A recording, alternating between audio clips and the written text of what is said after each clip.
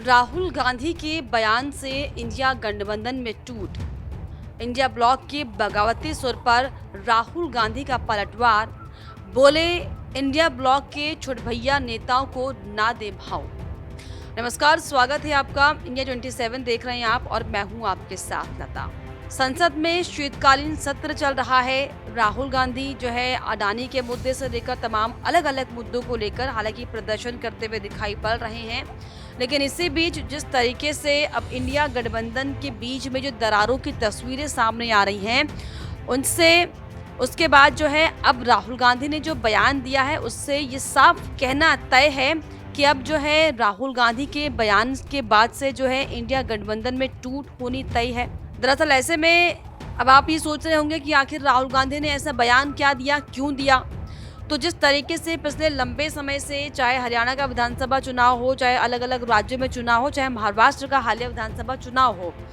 जिस तरीके से अलग अलग राज्यों में हार के बाद जो राहुल गांधी को लेकर, कांग्रेस पार्टी को लेकर और राहुल गांधी के जो है नौसिखिया जवाबों को लेकर, उनकी बातों को लेकर जो है तमाम तरह की बातें तो विपक्षी खेमे में लगातार अलग अलग दल के नेता करते हुए दिखाई पड़ ही रहे थे, लेकिन अब जिस तरीके से मुखर बयान जो सामने आने लगे हैं इंडिया ब्लॉक के नेतृत्व को लेकर, जिस तरीके से इंडिया ब्लॉक के अंदर तनातनी दिखाई पड़ रही है, इससे ये कहना लगभग पूरा सही है कि इंडिया ब्लॉक जो है वो टूट चुका है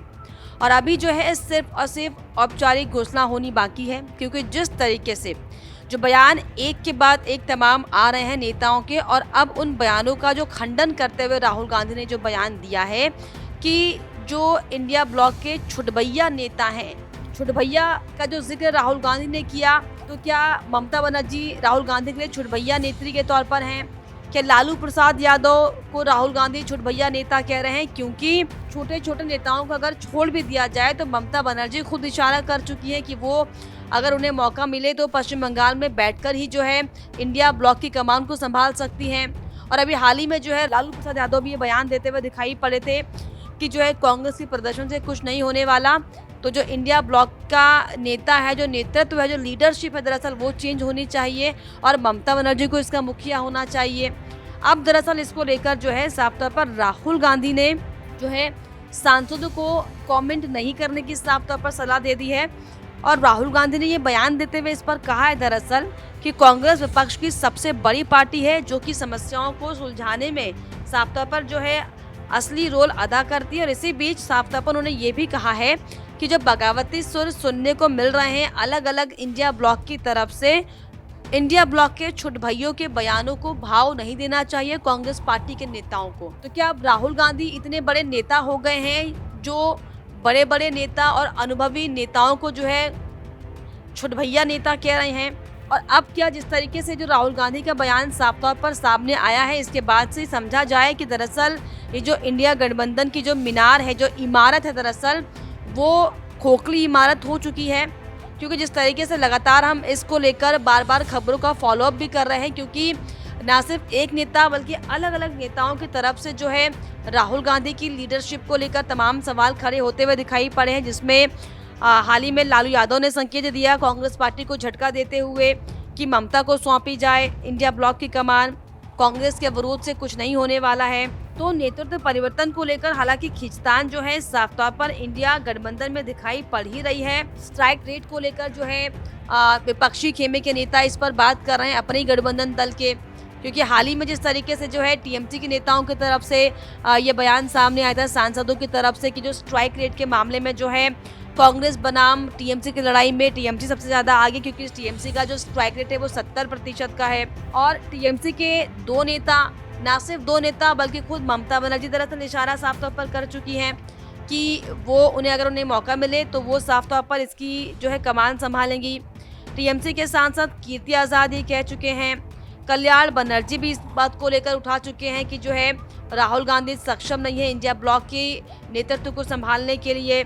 शिवसेना की तरफ से बयान साफ तौर पर सामने आ चुका है और जिस तरीके से आरजेडी के भी अलग अलग नेताओं का बयान सामने आ चुका है। और अब जिस तरीके से राहुल गांधी ने उन तमाम बयानों को किनारा करते हुए उस पर जवाब ना देने का जो संकेत दिया है अपने नेताओं को, अपने सांसदों को, और ये बताने की कोशिश की कि कांग्रेस पार्टी जो है दरअसल मुख्य विपक्षी पार्टी है, उन्होंने ये साफ बयान देते हुए कहा है इस तरह की बातों पर ध्यान ना दें, क्योंकि जो विपक्षी मुख्य स्तर पर अगर पार्टी कोई है तो वो कांग्रेस पार्टी है। और कांग्रेस पार्टी जो है बेहतर तरीके से जो है अपने मुद्दों को रखती है, बेहतर तरीके से सत्र में भी जो है चाहे अडानी का मुद्दा हो चाहे अन्य मुद्दे हों उन्हें उठाने की कोशिश कर रही है। और इसीलिए दरअसल जो उनके सांसद है उन्हें ये सलाह राहुल गांधी ने दी, इस तरह की बातों का कोई तूल नहीं करना चाहिए, इस तरह की बातों में जो है उलझना नहीं चाहिए। तो अब ये राहुल गांधी का जो बयान साफ तौर पर आया है, इससे सियासी गलियारों में तो हड़कंप मचना शुरू हो ही चुका है। क्योंकि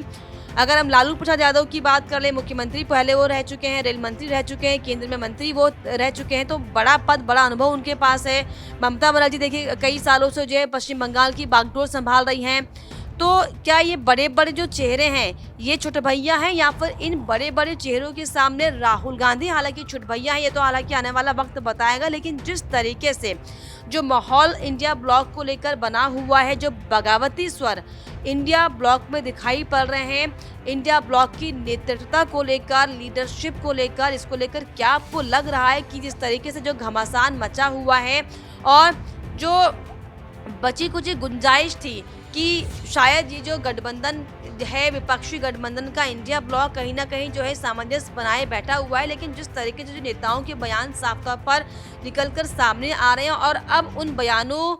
को साफ तौर पर जो है सही साबित करने के लिए जो राहुल गांधी की तरफ से जो खंडन किया गया है, क्या इसको लेकर आपको नहीं लगता कि अब जो ये गठबंधन है ये पूरी तरीके से समाप्त हो चुका है? ये सिर्फ और सिर्फ सत्ता के लालच को लेकर, सिर्फ और सिर्फ वोट बैंक की राजनीति करने के लिए, सिर्फ और सिर्फ मोदी के खिलाफ जो है एक माहौल बनाने के लिए ये गठबंधन बनाया गया था, क्या आपको नहीं लगता? और इसके अलावा जिस तरीके से जब गठबंधन को बनाया गया था और ये हवाला दिया गया था कि भारत की आवाज़ को बुलंद करने का काम होगा, संविधान को जो है सब सर्वोपरि रखा जाएगा, लेकिन जिस तरीके से जो लूट खसोट का माहौल अब इंडिया ब्लॉक के नेताओं के अंदर दिखाई पड़ रहा है, चुनाव